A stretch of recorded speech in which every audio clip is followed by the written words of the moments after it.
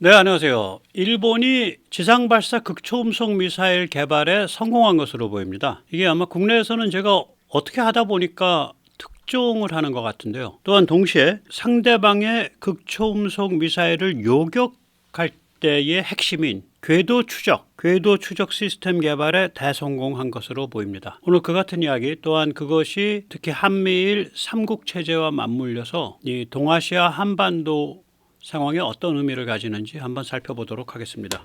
먼저 이제 한 두 달, 세 달 전으로 돌아가 보죠. 지난 5월 달에 느닷없이 갑자기 미국과 일본이 극초음속 미사일 요격 체계 공동 개발에 합의했다라는 기사가 나왔죠. 저도 이때 약간 좀 어리둥절했습니다. 뭐 아무런 조짐이 없었는데 이게 갑자기 나와서 극초음속 미사일 요격을 미국, 일본이 합의했다. 뭐 이런 얘기예요. 그래서 야, 이게 뭐냐 도대체. 예. 그런데 이거가 이제 7월 달에 저도 그거를 이제 일본 거를 제가 모니터링을 잘 안 해서 엊그저께 보니까 얼핏 그 영어권에서 일본이 극초음속 미사일 개발에 성공했다는 식으로 다루는 걸 보고 허겁지겁 일본 쪽을 뒤져보니까 이미 7월 초에 그 발표가 살짝 나와 있어요. 방사청, 일본 쪽 방위사업청인가 뭐 일본 쪽 그 방위 뭐 있어요. 예. 방위성의 ATLA라는 데인데 우리로 치면 방사청이에요. ATLA. 거기에서 보면 그게 좀 나와 있습니다. 그래서 오늘 그 같은 이야기를 좀 모시도록 하겠습니다. 먼저 세뇌 탈출 자유구독료 부탁 말씀 올립니다. 아시다시피 세뇌 탈출은 광고가 잘 붙지 않습니다. 예, 붙더라도 천천히 붙는 경향이 있죠. 도와주시면 보다 좋은 컨텐츠로 찾아뵙는데 커다란 힘이 되겠습니다. 감사합니다.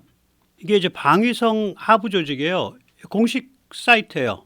여기 보면 도서방용 고속 활공탄 발사 시험, 아마 이래서들 놓쳤는지 모르겠어요. 극초음속 미사일을 일본에서는 고속 활공탄, 이 HGV 방식이요. 그러니까 하이퍼소닉 글라이딩 비클 방식을 우리는 극초음속 활공탄, 활공체 뭐 그러잖아요. 얘들은 그냥 고속 활공탄 그래 버려요. 그러니까 이게 아마 언론에 계시는 분들이 일본 쪽을 모니터링하는 분들이 또 밀리 쪽에 별로 없고, 그리고 밀리가 아니신 분들은 고속 활공탄, 그러니까 극초음속이랑 연결이 안 돼서 그래서 놓쳤을 수가 있어요. 여기 보면 3월과 4월에 미국에서 했습니다. 일본이 미국으로 시스템을 들고 가서 극초음속 미사일 실험 발사를 했는데, 우리 같으면 이거를 이제 뭐 시험 발사라고 할 텐데 일본은 이걸 사전 발사 시험이라 그러더라고요. 그러니까 이제 무기 체계가 되기 전에 좀 엉성한 단계에서의 발사 시험. 우리도 그 LCM도 그랬잖아요. 이거 사전 발사 시험 이거가 성공한 거예요. 지난 3월과 4월에. 일단 아까도 말씀드렸듯이 이게 일본에서는 이걸 고속 활공탄이라고 하니까, 그리고 이거 사전 발사 시험 이래 버리니까 이게 뭔지 모르고 놓친 것 같고요, 언론에서. 그 다음에 일본의 내숭이 있어요. 여기서도 보면 도서 방어용인데 실제로 이걸 해설하는 뉴스에 보면 낙도 방어용입니다. 일본은 낙도를 이별한다고 해서 이도라고 쓰더라고요. 이도노 방위. 저는 뭐 일본말 한자를 못 읽어서 그렇게 읽는데. 네. 그리고 또 이 언론에서 영어권 자료를 공부를 좀 덜 해서 아마 그래서 놓친 것 같아요. 그래가지고 이제 이거죠. 예. 탄도미사일 가다가 활공체에 가서, 예, 활공체가 저렇게 활공을 하죠. 예. 그러다가, 예, 적정한 데 가서, 자, 여기서 보시면, 이게 지금 방위성 자료예요. 시험 상황, 그래가지고 시험 장소는 미국 캘리포니아, 시험 일시는 3월 23일 토요일. 근데 또 다른 자료에 의하면 3월과 4월 두 번 했다로 나와요. 네, 미국의 그 지상발사 극초음속이랑 똑같잖아요, 방식이. 그러니까 TEL에서 쐈고, 네, 저건 CG가 아닌 것 같은데 캘리포니아에서 직접 한 그건 것 같아요. 네, 그래서 성능을 확인했다. 네, 발사 시험을 포함한 단계적 성능을 확인했다. 뭐 그거죠. 제가 이게 무슨 의미인가는 이 뉴스를 보고 알았어요. 네, 이것도 이제 방위성 쪽의 그쪽 자료인데, 이게 사라져 버렸어. 제가 본 다음에 이틀 만에 요 왼쪽에 있는 게 그때의 썸네일이에요. 지금은 이 링크로 들어가면 비공개로 되어 있습니다. 여기에 보면 3월과 4월 두 번 했고 2026년에 실전 배치한다는 얘기가 나와요. 그 다음에 여기 보면은 정말 중요한 얘기가 나오는데 미국에서 왜 이걸 여기서 발사했냐? 일본이 개발한 지상 계측 장비로 탄도 추적이 되는지 안 되는지 미국 측 추적값하고 비교해 보려고 미국 가서 했다요. 일본이 실험할 장소가 없어서 미국 가서 한 게 아니고, 다시 말씀드릴게요. 극초음속 미사일을 쐈잖아. 그러면 얘가 쏠 때 얘가 이런 궤적을 그려야 된다라고 이제 그게 돼 있을 거 아니에요. 그러면 얘가 날아갈 때 그 궤적 그리는지 안 그리는지 지상에서 그걸 관측하는 걸 만들었는데, 얘가 워낙 빨리 흐르는 애라 이 궤도 추적이 제대로 됐는지 안 됐는지 아니면 이상한 값 나오는지 모르니까 미국에 가져가서 하면, 미국도 관측 장비가 있으니까 미국 관측 장비에서 나온 값하고 일본 관측 장비에서 나온 값을 해보면, 아, 우리 관측 장비가 괜찮구나, 그러면 이 관측 장비 써가지고 앞으로 계속 개발 완성해 가면 되겠네, 이거 확인하려고 미국 갔다, 이 얘기가 나와. 그런데 이게 중요한 거죠. 이 지상 계측 장비라는 게 이게 탄도 추적 장비 아니에요. 탄도 추적 장비라는 게 요격 체계의 핵심이지, 이게 성능이 탁월했던 거예요. 그러니까 미국이 기겁해서 이게 3월, 4월 두 번 실험하고 5월 달에 바로 요격 체계 공동 개발로 들어간 거라고요. 미일 요격 체계 공동 개발에.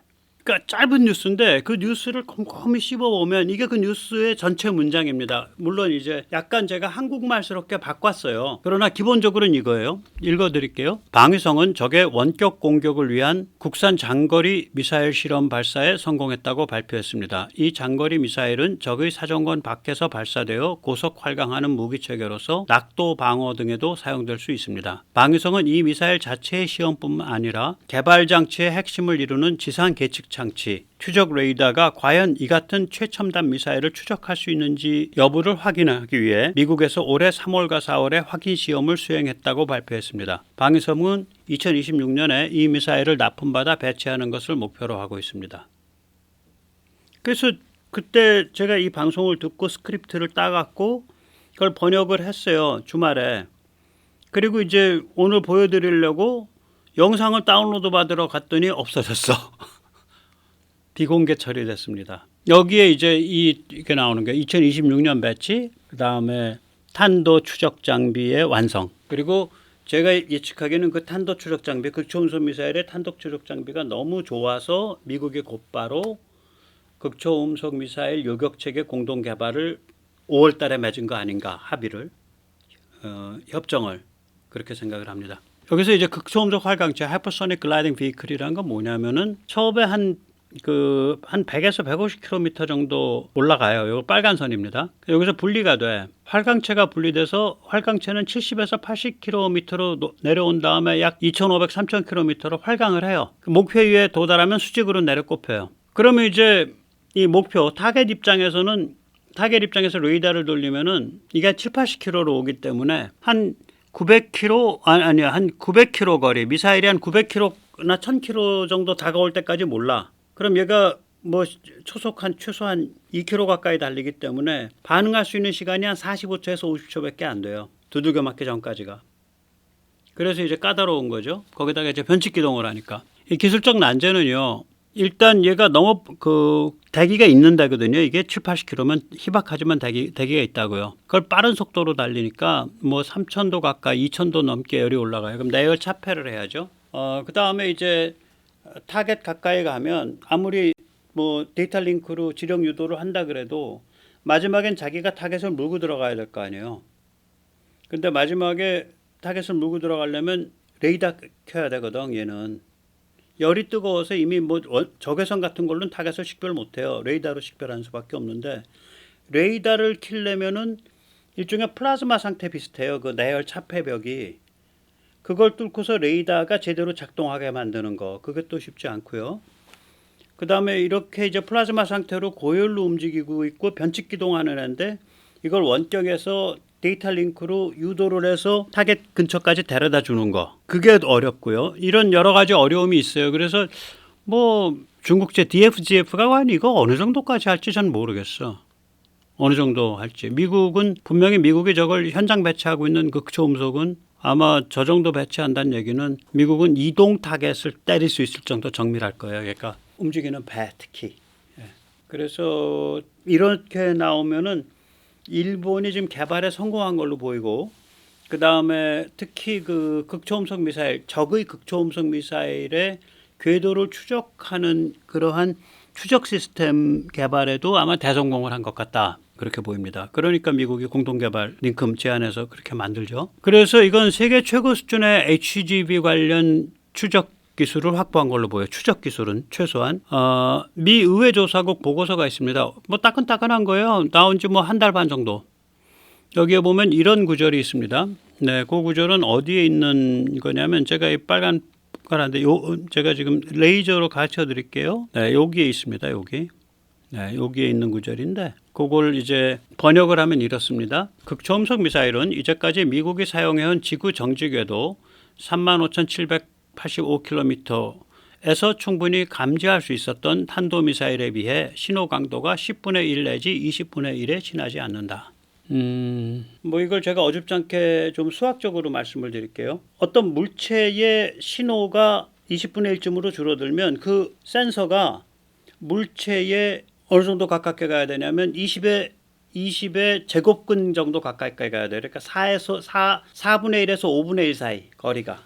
그래야 그 신호를 그만큼 해요. 자, 그런데 여기 또 하나 문제가 있어. 그러면 4분의 1에서 5분의 1, 뭐 넉넉 잡고 5분의 1이라 그러면 35,000에서 7,000까지 가오면은 감지할 수 있다잖아. 근데 렌즈가 또 줄어들었네. 이 정지궤도에 있는 거는 커요. 막 뭐 4톤, 5톤 이래요. 인공위성이 렌즈도 크지 막. 근데 이제 저궤도에 있는 건 렌즈 작잖아. 렌즈가 줄어들지. 렌즈 직경이. 그럼 이거는 렌즈 직경이 렌즈 직경이 예를 들어서 7배가 줄어들었다. 그럼 거리도 7분의 1로 줄어야 돼요. 렌즈 직경이 7분의 1이 되면. 그러니까 예를 들어서 저기에 있는 뭐 그 정지궤도에 있는 렌즈 직경이 7분의 1로 갔다 그러면 다시 7,000km에서 7분의 1로 낮춰야지. 그럼 1,000km. 그런데 여기까지는 아직 탄도 추적은 잘 못해. 촘촘히 놔야지 또 탄도 추적하려면. 예, 그런 겁니다. 이게 게임이. 예, 그래서 이 추적 센서를 훌륭한 걸 갖췄다라는 건 아주 결정적이에요. 요격할 때. 이거를 미국이 탐낸 거예요. 그래서 미국과 일본이 그 극초음속 미사일 요격체계 공동 개발로 들어간 겁니다. 여기서 참고로 이제 미국이 구축 중인 새로운 감시체계 HBTSS죠. 이거는 지금 저궤도에 많은 수의 위성을 배치하는 그런 방식이고요. 이 그림도 역시 미 의회 조사국의 그림입니다. 그래서 극초음속과 탄도미사일 궤도 추적 시스템입니다. 예를 들어서 1000km 높이 저궤도에 72개를 배치하면 지구 전체 커버가 가능한데 이때 겹치는 게 별로 없기 때문에 삼각식량이 안 돼서 아마 궤도 추적은 어려울 거예요. 그냥 저 포인트 아직 저게 얼마인지 몰라. 입체적으로는 저 방향에서 지금 열이 발생했다만 알지. 예. 그래서 아마 궤도 추적하려면 이거에 한 3배쯤 깔려야 될 겁니다.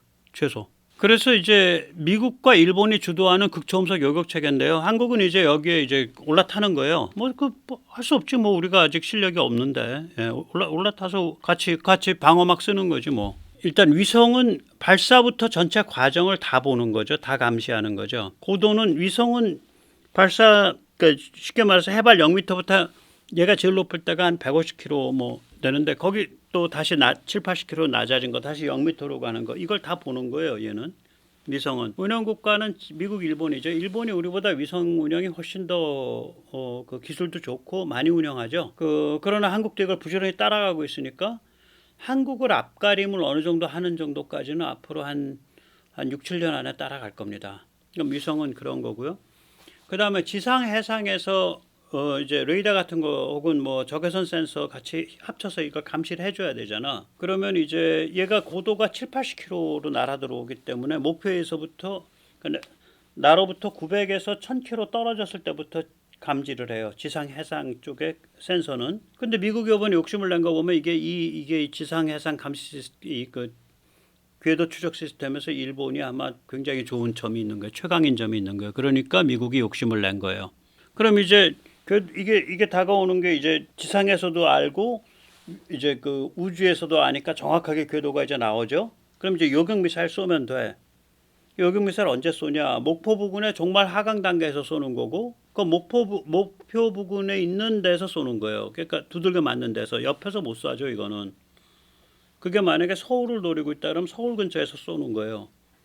그럼 요격 고도는 뭐 대개 60에서 20km 사이 정도에서 요격이 될 것 같고요. 공격받는 시설, 그게 뭐 서울에 무슨 뭐 용화대다, 혹은 서울에 무슨 뭐 군부대다 하면 그 시설이 있는 그 나라, 그 운영 국가가 해야지. 미군 기지가 있다면 미군이 해야겠죠. 이런 시스템이에요. 이제 미국, 일본, 한국이 같이 가고 있는 거예요. 한미일이. 그래서 뭐 이거를 가지고 우리도 다행스럽게 생각해야죠. 일본이 극초음속 미사일 개발에 성공을 하고 또 특히 극초음속 미사일 추적 시스템에 성공을 한 거를 우린 뭐 이렇게 나쁘게 생각할 거 없다고 저는 봅니다. 일단은. 예.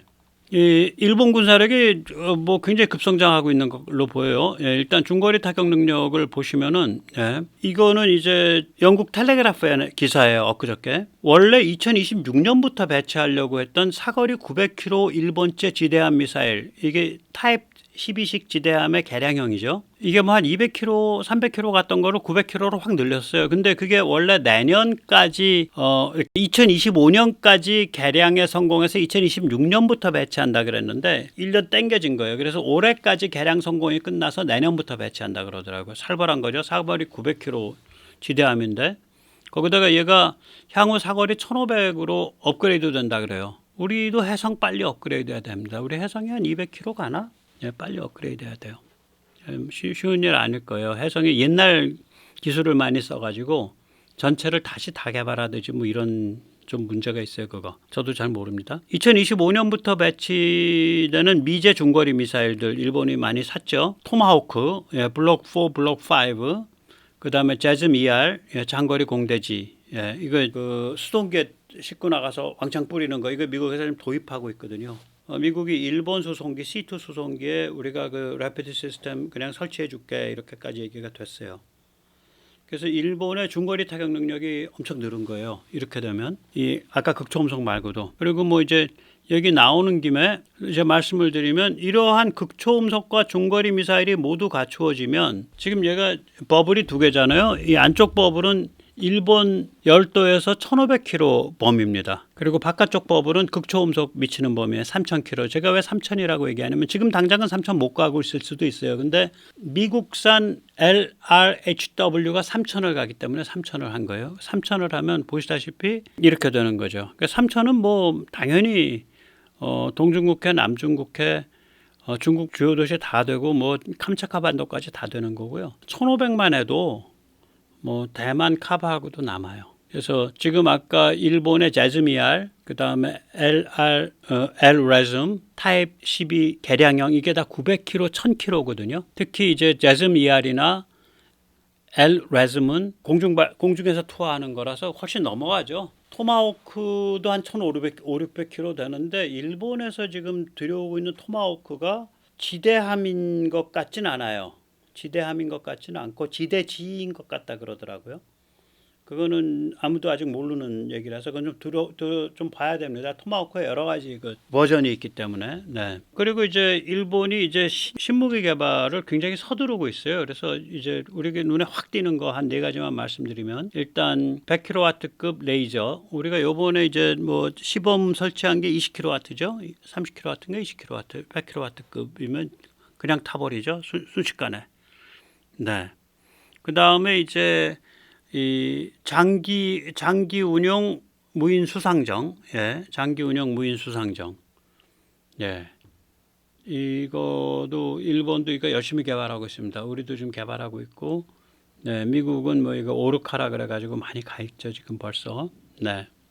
그 다음에 이제 그 역시 일본다운데, 예, 예를 들면 장기 운영 무인 잠수함하고 장기 운영 무인 잠수정하고 수상정이 아니라 잠수정이요. 뭐 또 다른 무인 혹은 유인 그 잠수정이 만났다. 그러니까 물속에서 어떻게 통신할 거냐. 일단 서로를 확인하는 음향 통신 좀 하고 그 다음에 이제 고속 통신을 해야 되니까 광통신 한다 이거죠. 예, 그래서 음향과 광통신 LED입니다. 그걸 합성한 수중 통신을 한다. 그거 지금 개발하고 있대요. 다 이게 일본 방위성 자료입니다. 뭐 일본 밀떡 자료가 아니고, 예, 방위성 자료예요. 예. 네. 그런데 일본은 이제 우리보다 이제 전투기 개발 역사가 길죠. 예. 그리고 그 엔진이나 이런 것도 잘 만드는 편이고, 그래서 역시 공중 드론을 준비를 하고 있어요. 그래서 소리 소문 없이 공중 드론의 인공지능 쪽을 준비하고 있습니다. 우리는 이게 아직 시작 안 했습니다. 공중드론 인공지능 쪽을. 네. 그러니까 비행기는 뭐 준비될 수 있다고 보고 인공지능을 먼저 가고 있는 것 같아요. 일본은. 예. 그러니까 드론은 뭐 비교적 순조롭게 준비할 수 있다고 보는 것 같고. 예. 자, 그런데 이제 이 서태평양과 동아시아 군비를 이제 미국은 계속 강화하고 있거든요. 그래서 최신 발표인데 역사상 처음으로 이제 앞으로 2달 후 10월 1일부터 괌에 공격 원잠 중에 버지니아급 미네소타호를 상시 배치한다 이 발표를 했어요. 이거는 이제 하와이 괌 일대 잠수함 전력을 강화한다. 괌 일대 잠수함 전력 강화 시그널입니다. 왜 그러냐면 미국 공격 원잠이 제너레이션이 3개입니다. 제일 오래된 게 로스안젤레스급. 이게 있었다 그전에는. 이게 공격 원잠 미국이 한 말하자면은 49에 한 50척 되는데 공격 원잠이 그 중에서 이제 제일 숫자가 많은 게 로스안젤레스급이에요. 그리고 나서 시울프가 3척이 있고요. 시울프가 너무 돈이 많이 들어서 그거를 다시 디자인을 수정해서 한 게 버지니아급이에요. 버지니아가 15척인데 그러니까 지금 현재로서는 버지니아가 최신형이죠. 그거를 배치하기 시작한 거예요. 괌에. 예. 그래서 중국이 좀 이제 뭐 골아퍼지는 거죠. 이렇게 되면. 네, 그렇습니다. 이게 중국의 악몽이 닫힌 건데요. 이게 한미일 이 세 나라가 서방 군사력의 1, 2, 3위 국가잖아요.